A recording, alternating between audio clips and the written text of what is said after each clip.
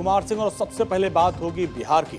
बिहार में आज एक युग का अंत हुआ और एक नए चैप्टर की शुरुआत हो रही है। सम्राट चौधरी बिहार के नए मुख्यमंत्री होंगे। उन्हें बीजेपी विधायक दल का नेता चुन लिया गया। कल 15 अप्रैल को लोक भवन में वो शपथ ग्रहण लेंगे और इसके साथ ही बिहार में पहली बार भाजपा का मुख्यमंत्री होगा। बीजेपी विधायक दल के नेता चुने जाने के बाद सम्राट चौधरी ने कहा कि बिहार के विकास के लिए जिस तरीके से पीएम मोदी ने विकसित भारत का सपना देखा, वैसे ही नीतीश कुमार जी ने समृद्ध बिहार का सपना देखा था। हम बिहार और देश दोनों को समृद्ध बनाएंगे, जाति धर्म से ऊपर उठकर काम करेंगे और हर वर्ग के लिए काम करना है। पार्टी की ओर से हमें संगठन और सरकार में काम करने का मौका दिया गया और हमने पूरे ईमानदारी के साथ काम किया। बीजेपी की विचारधारा है, हम उस विचारधारा के आधार पर काम करते रहेंगे। नीतीश जी ने बहुत अच्छा काम किया, हमने उनसे बहुत कुछ सीखा। बिहार के विकास और लोकतंत्र के लिए हम काम करते रहेंगे। नीतीश कुमार ने समृद्ध बिहार बनाने का जो सपना देखा था, उसी तरह हम सभी भाइयों के साथ मिलकर प्रधानमंत्री जी और नीतीश कुमार जी के सपने को पूरा करेंगे। आदरणीय नीतीश कुमार जी ने बहुत चीजें सिखाया है, कैसे सरकार चलाया जाता है, कैसे बिहार में सुशासन स्थापित होगा, बिहार के लोकतंत्र के लिए क्या ठीक है। मैं तमाम लोगों को जरूर आश्वस्त करता हूं कि बिहार के लोकतंत्र के लिए, बिहार के विकास के लिए, बिहार की समृद्धि के लिए, जिस तरह आदरणीय प्रधानमंत्री जी ने विकसित भारत का सपना देखा है, 2047 में भारत विकसित हो, हम तमाम भाई मिलकर इस बिहार को भी समृद्ध बनाएंगे और देश को भी विकसित बनाने का काम करेंगे। इसलिए संगठन को और मजबूत करना है, सरकार का सुशासन सभी जाति धर्मों से उठकर नीचे तक पहुंचाना।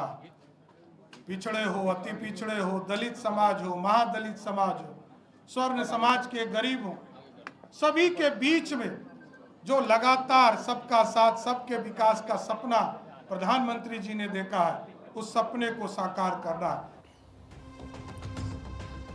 केंद्रीय मंत्री शिवराज सिंह चौहान ने सम्राट चौधरी के नाम की घोषणा की। उन्हें बीजेपी विधायक दल का नेता चुना गया और विधायक दल का नेता चुने जाने के बाद बीजेपी नेताओं ने गुलाब के फूल की माला पहनाकर सम्राट चौधरी का स्वागत किया। आज नीतीश कुमार ने बिहार के मुख्यमंत्री पद से अपना इस्तीफा दिया।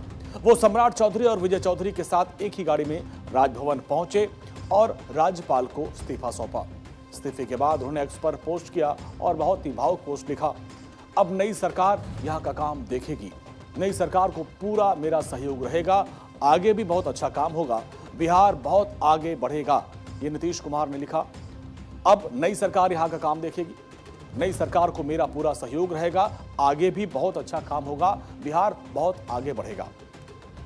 नीतीश कुमार के इस्तीफे से पहले राष्ट्रीय अध्यक्ष नितिन नवीन नीतीश कुमार से मिलने पहुंचे थे। उनके साथ सम्राट चौधरी और बीजेपी के तमाम सीनियर लीडर्स भी पहुंचे। नीतीश कुमार की आखिरी कैबिनेट की बैठक हुई, जहां नीतीश कुमार ने कहा कि 2005 में मैं सरकार में आया, जहां तक मुझसे हो सका मैंने किया, नई सरकार को मेरा मार्गदर्शन मिलता रहेगा। वहीं केंद्रीय मंत्री गिरिराज सिंह ने सम्राट चौधरी के भाजपा विधायक दल के नेता चुने जाने पर कहा कि मैं राज्य के पूर्व मुख्यमंत्री नीतीश कुमार को धन्यवाद दूंगा कि उन्होंने दिल्ली जाने का मन बना लिया, जिसके चलते यह परिस्थिति आई। उन्होंने सम्राट चौधरी को अपना आशीर्वाद दिया। भाजपा विधायक दल के नेता सम्राट चौधरी को चुना गया।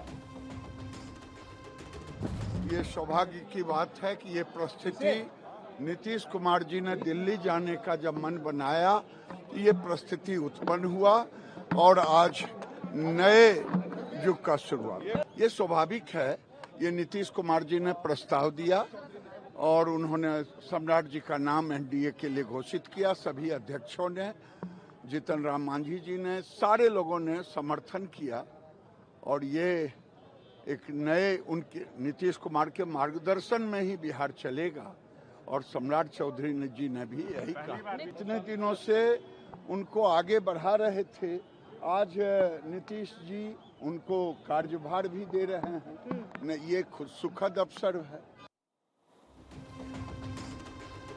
वहीं बीजेपी के सांसद राजीव प्रताप रूडी ने कहा कि बिहार की राजनीति, देश की राजनीति में एक अच्छा अध्याय प्रारंभ हो रहा है। सत्ता होते हुए भी सत्ता को सौंप देना, ये नीतीश कुमार का बड़प्पन दिखाता है।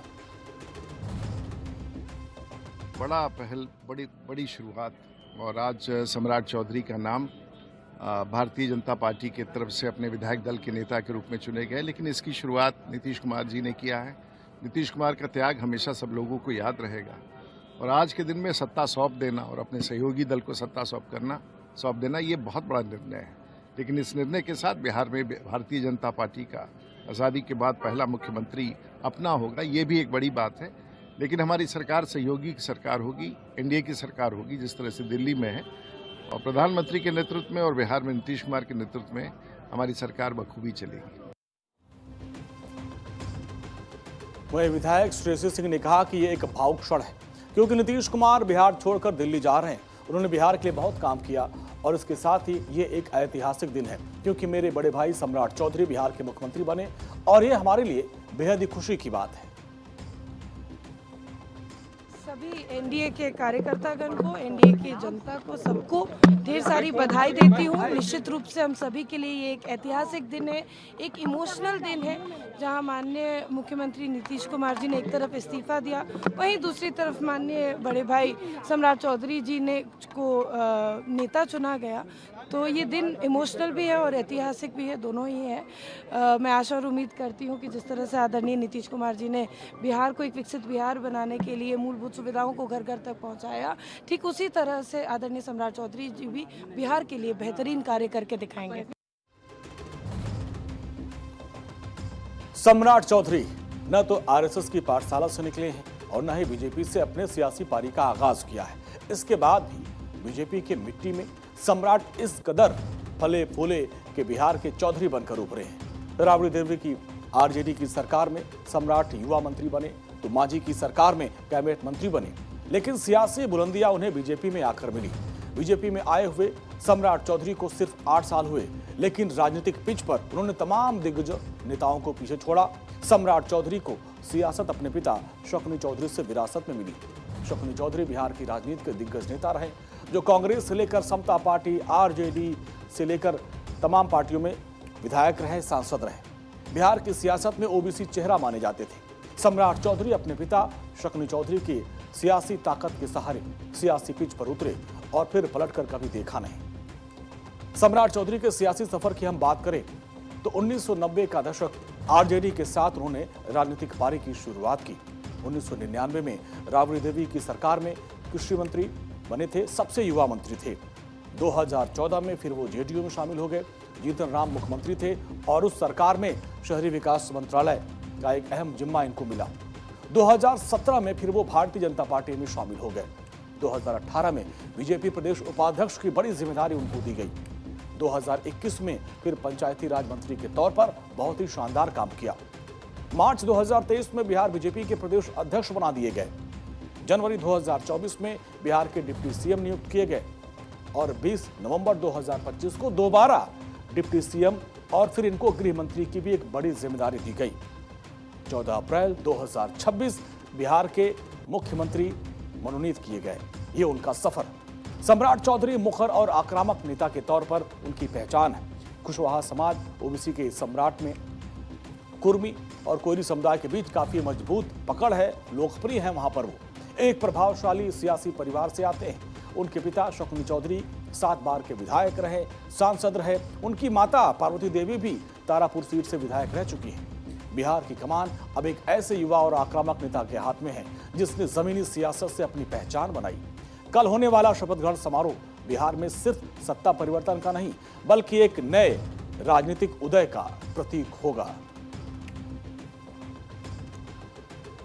और अब बात गृह मंत्री अमित शाह की। आज